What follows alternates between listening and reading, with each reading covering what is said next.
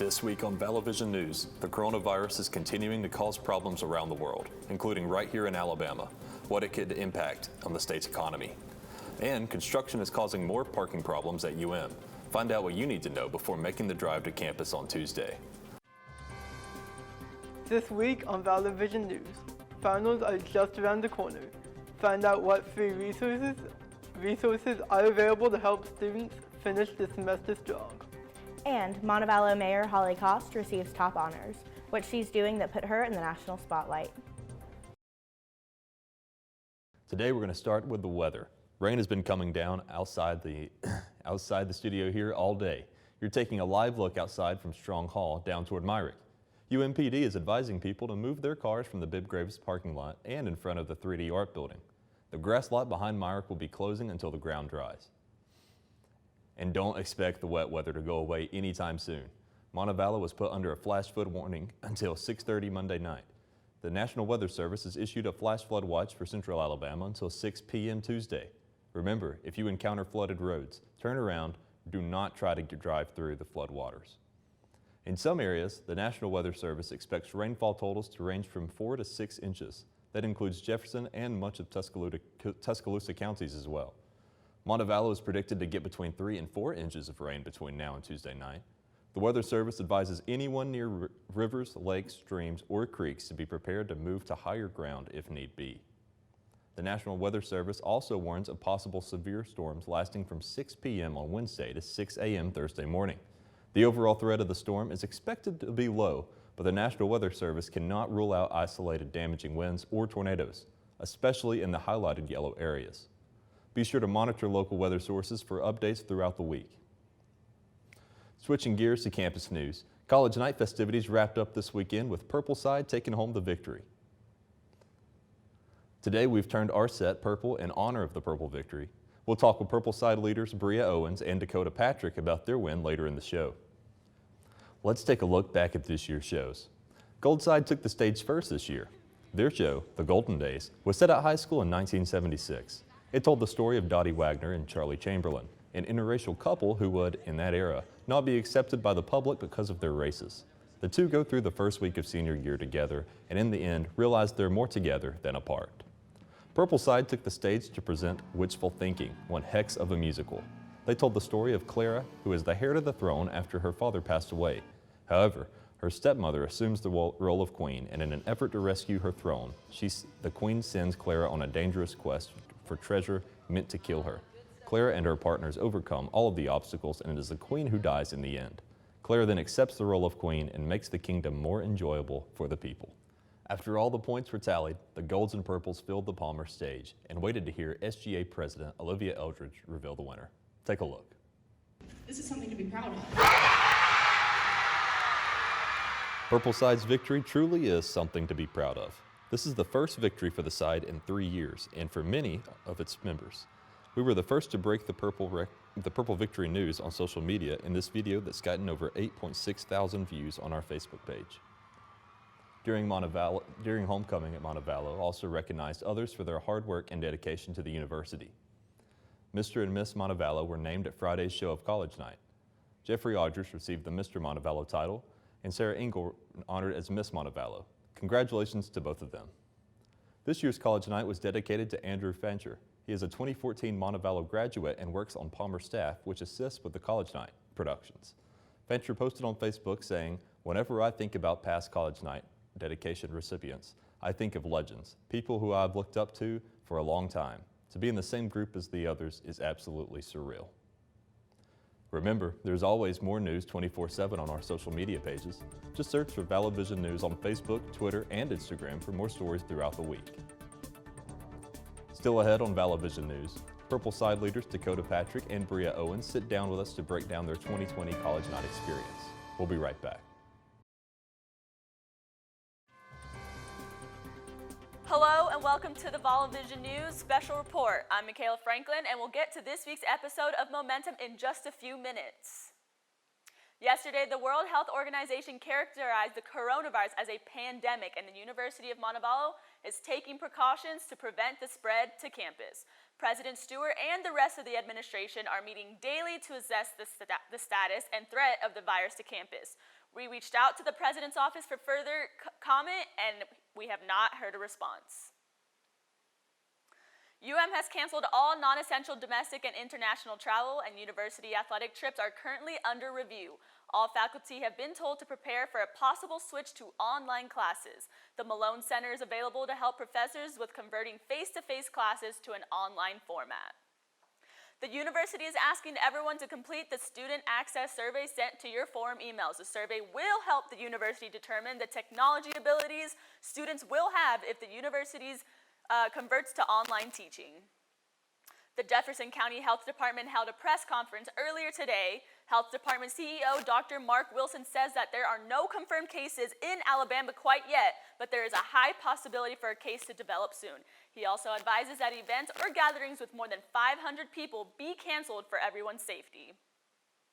Universities around the state are preparing for the spread of the coronavirus to Alabama. Beginning next week, Samford University and Auburn University will transition all their classes to an online format. The CDC recommends washing your hands frequently, and if soap and water are not available, use hand sanitizer with at least 60% alcohol. Avoid close contact with others. Cover your mouth when you cough or sneeze, of course. If you use a tissue, immediately throw it away and wash your hands. And if you are sick, stay home, except to go to the doctor. Governments around the world are taking strict measures to try and slow it down. In the U.S., President Trump announced a temporary ban on travel to some European countries that is set to begin this Friday. The U.S. already has travel restrictions in place for China and Iran. Daryl Forbes is at Hartsfield-Jackson Atlanta International Airport with the very latest. With travel restrictions to and from Europe taking place later on tonight at midnight, speaking to travelers here at Hartsfield-Jackson International Airport, there's some mixed reactions when it comes to traveling. Americans are still traveling for now. This virus, we have to be safe, but we still want to travel. Got some gloves, trying to stay away from a lot of people, just being mindful and being cautious. This after President Trump on Wednesday announced restrictions on travel from Europe to the U.S. We will be suspending all travel from Europe to the United States for the next 30 days. But the president's initial announcement later required some important corrections. The travel suspension doesn't apply to all of Europe. It applies only to 26 countries, including France, Germany, and hard-hit Italy, not the UK and Ireland. American citizens, permanent residents, and some of their family members can still travel home. Vice President Mike Pence Thursday morning added, Americans coming home will be funneled through 13 different airports.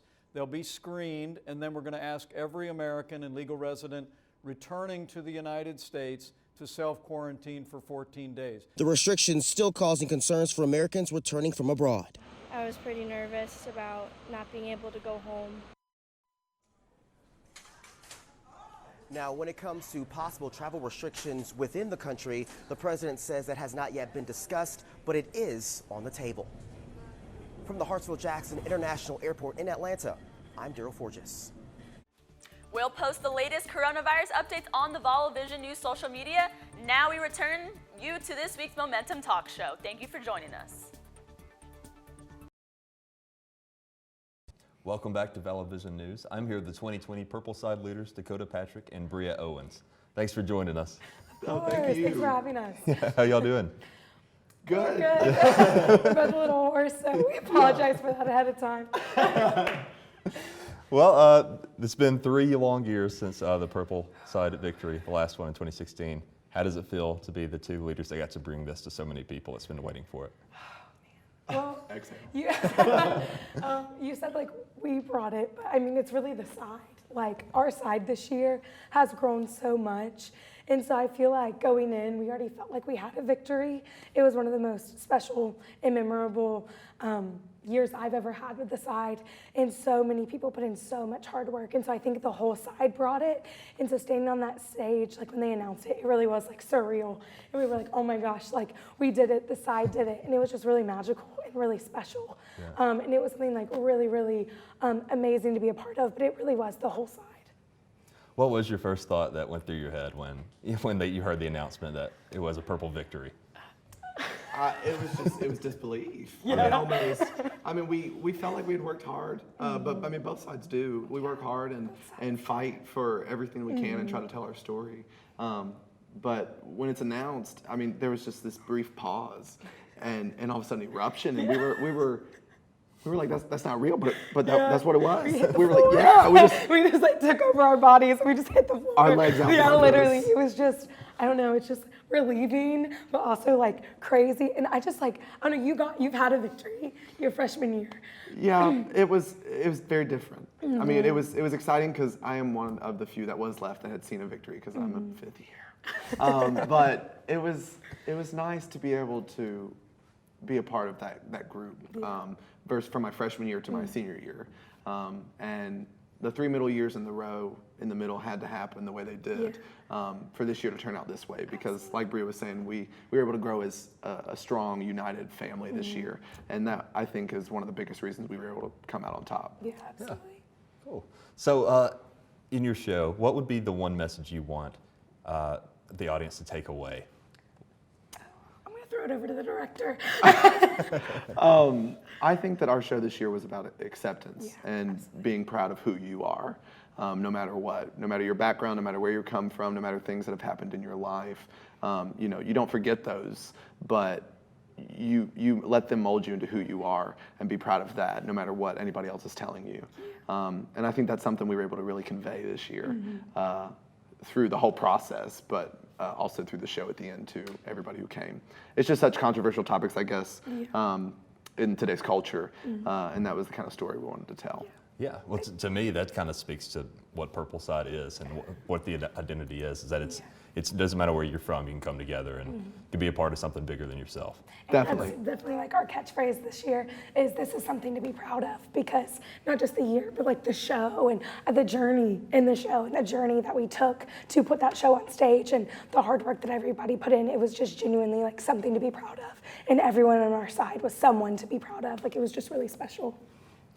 Okay, well, that's all the time we have for today, but thank you again, Dakota and Bria, for stopping by and joining us, and congratulations again on your PV. Thank you. Thank you for having us. Very much.